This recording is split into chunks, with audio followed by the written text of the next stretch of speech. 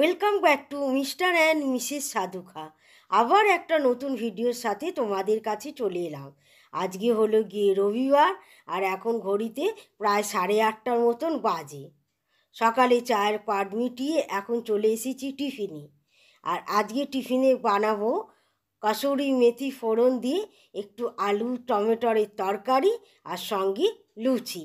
গত মাসে গত শুক্রবারই বেরিয়ে গেছে উড়িষ্যায় ট্যুরে, মধ্যিখানে গেছে শনিবার, আজকে হলো গিয়ে রবিবার। তরকারিটা বসিয়ে ঢাকা চাপা দিয়ে আমায় যেতে হবে একটু দোকানে ময়দা আনতে। ময়দা সাধারণত আমি মাসকাবারি তুলে রাখি না, যখন দরকার পড়ে নিয়ে আসি, সেটা একটু বেশি করেই আনি, একবার দুবার হয়ে যায়। ময়দা আছে, একদম যে নেই বললে তা নয়, কিন্তু পরিমাণে একটু অল্প। কর্তামশাই বাড়িতে থাকলে ওনাকে এই হুকুমটা করা যেত যে তুমি ময়দাটা নিয়ে আসো, আমি অন্য কাজগুলো সারি। কিন্তু সেটা তো আর হওয়ার উপায় নেই। তার সঙ্গে আবার আজকে বাজার আছে, সারা সপ্তাহের মোটামুটি সবজি আর মাংসটা নিয়ে আসতে হবে। আজকে মাছ আমি নেবো না, কেন উনি না থাকলে মাছ খাওয়ার খুব অসুবিধে হয়। যে সপ্তাহটা গেছে, এই সপ্তাহে উনি থাকাকালীন মাছ নিয়ে এসেছিল, সেই মাছ এখনও পড়ে আছে। কারণ মেয়ে তো মাছ খেতে চায় না, আর আমার একার জন্যে মাছ রান্না করতে ইচ্ছা করে না। মেয়ে এদিকে যাবে পড়াতে, রেডি হয়ে নিয়েছে। স্টুডেন্টের পরীক্ষা, একটা এক্সট্রা ক্লাস নিয়ে নিচ্ছে। লুচিগুলো একসঙ্গে বেলে নিচ্ছি। আগে ওকে ভেজে দিয়ে দেবো, তারপর আমারটা ভেজে চাপা দিয়ে রেখে দেবো। আগে নারুগোপালকে সকালে ব্রেকফাস্ট দিয়ে তারপরে আমি খাবো। তারপর রেডি হয়ে টাকা পয়সা গুছিয়ে নিয়ে বেরোবো বাজার। আমি লুচি ভাজলে বলতে গেলে প্রায় লুচি ফোলে, একটা আধটা হয়তো ফোলে না।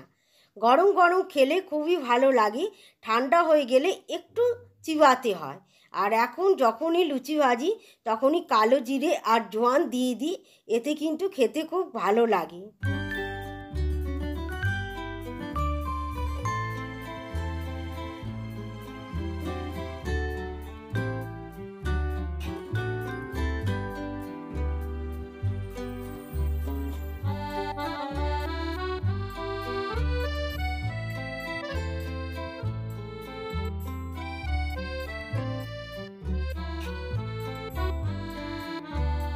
সকালের দিকে বাজারে গেলে আমার বাজারের জন্যে আলাদাই একটা কাপড় আছে, তো সেটা পরে নিয়ে আমি এখন বাজারের জন্যে বেরিয়ে পড়লাম।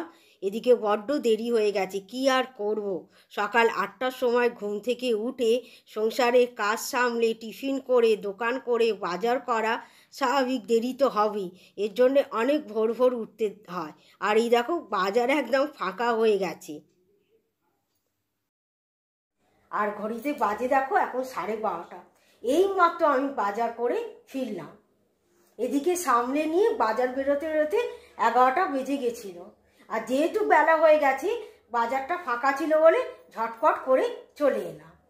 এই প্যাকেটে আছে চিকেনেরই 3 রকম আইটেম, বোনলেস আছে, গিলে গলা আছে, আর নর্মাল মানে চিকেনের পিস আছে। আর এই হয়ে গেল সবজি বাজার। আর খুলছি না, কেন এখান থেকে আজকে কিছু করব কি করব না, এখন যা বেলা হয়ে গেছে। টমেটোর আছে, কড়াইশুঁটি আছে, পালং শাক আছে, বেগুন আছে, আর কি নিলাম, ও বাঁধাকপি আছে। এই হয়ে গেল আমার সবজি বাজার। আর মেয়ে বলে গেছে ও আজকে পেঁপে আর আলু দিয়ে চিকেনের ঝোল খাবে, সেই কারণে একটা পেঁপে এনেছি। আর শুধু যে আমাদের বাজার করেছি তা না, এই দেখো ঘরের ঠাকুরদের জন্যও মিষ্টি এনেছি। কবে থেকে ভাবছি হরেক মালের জিনিসের গাড়িটা কবে আসবে। এদের তো আবার শনিবার রবিবার ছাড়া ঢুকতে দেয় না। যেই আওয়াজ পেয়েছি সঙ্গে সঙ্গে দৌড়ে এসেছি কাজ ফেলে। আমার কিছু জিনিস কেনার আছে এখান থেকে, কিন্তু আপাতত একটাই নেবো, পরে আবার দেখে শুনে নেবো ক্ষণ। দেখি কি বিখ্যাত এই জুড়ি, এগুলো কি শক্ত বা সামর্থ্য? একবার আচার মেরে দেখেন। কোথায় আমার ভুল এখানে দেখি। প্রয়োজনীয় জিনিসটা কিনে চলে এসেছি। এই দেখো আগের পাপোশটা একেবারেই নষ্ট হয়ে গেছে, এটা কিনে নিলাম। সবজি বাজার ওখানেই রেখে চিকেনটা নিয়ে রান্নাঘরে চলে এসেছি। এসে ভাত বসিয়ে দিয়েছি, তারপর পরিমাণ মতো চিকেন নিয়ে ধুয়ে দিয়েছি। আর সকালে যখন দোকান থেকে ময়দা আনতে গেছিলাম, ওখানেই আজকে বিক্রি হচ্ছিল সজনা ফুল। তো ফুল বললে ভুল হবে, এটা বেশিরভাগটাই ছিল কুড়ি আর সঙ্গে ছিল কাঠি। এখন এটা ভালো মতন পরিষ্কার করে আমায় বেছে নিতে হবে।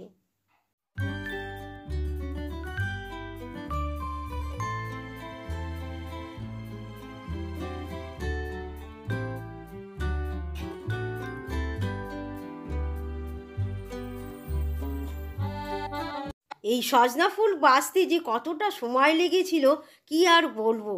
প্রথমে ফুলগুলোকে এই চাতালের ওপর ছড়িয়ে দিয়ে তারপর চাল থেকে যেমন কাঁকড় বাছে সেরকম করে বেছে বেছে এক একটা করে ফুল বাটির মধ্যে রেখেছি। দেখো কতটা কাঠি আর শুকনো ফুল বেরিয়েছে।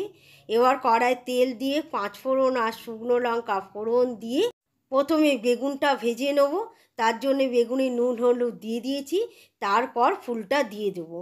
ও গলাই হয়নি, আজকে বেগুন দিয়ে সজনা ফুল ভাজা হবে আর আলু পেঁপে দিয়ে হবে মুরগির মাংসের ঝোল।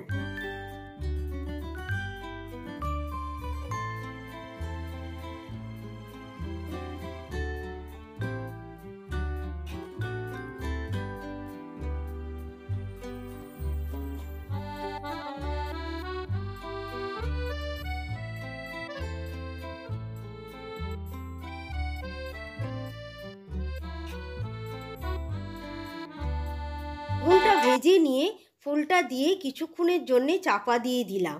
তবে এখানে একটা ভুল করলাম, ভাজা বেগুনটা যদি তুলে নিয়ে তারপর ফুলটা দিতাম তাহলে বেগুনটা এতটা ঘেটে যেত না। এবার মাংসের মধ্যে চলে এলাম গুঁড়ো মশলাগুলো মাখিয়ে দিতে। লঙ্কা গুঁড়ো ছাড়া সব গুঁড়ো মশলাই দেবো। হলুদ গুঁড়ো, ধনে গুঁড়ো, জিরে গুঁড়ো, গরম মশলা গুঁড়ো, গোলমরিচ গুঁড়ো। তবে এই মাংসটা যদি আদা, কাঁচা লঙ্কা আর গোলমরিচ দিয়ে যদি বেটে করা যেত তার স্বাদ হতো আরও অপূর্ব।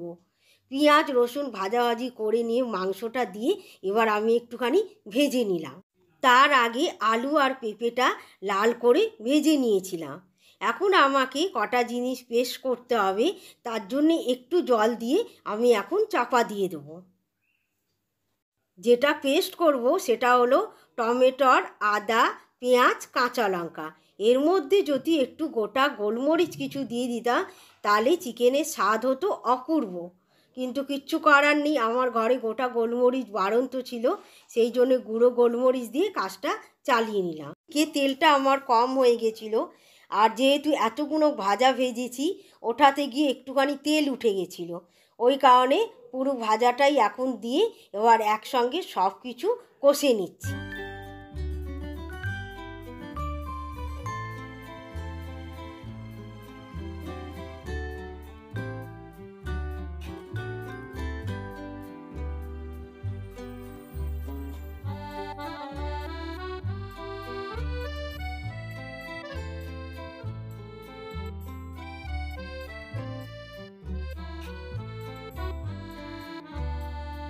পেঁপে আলু দিয়ে এক কড়া চিকেনের ঝোল রেডি করে নিয়েছি। মেয়েকে এখন খেতে দিয়ে দেবো। ও কদিন থেকেই বলছে তুমি তো এবার শীতের চিকেনের স্টু করলে না, অন্তত পেঁপে আলু দিয়ে চিকেনের ঝোল করে দাও। তাহলে চলো পরে আবার আসছি।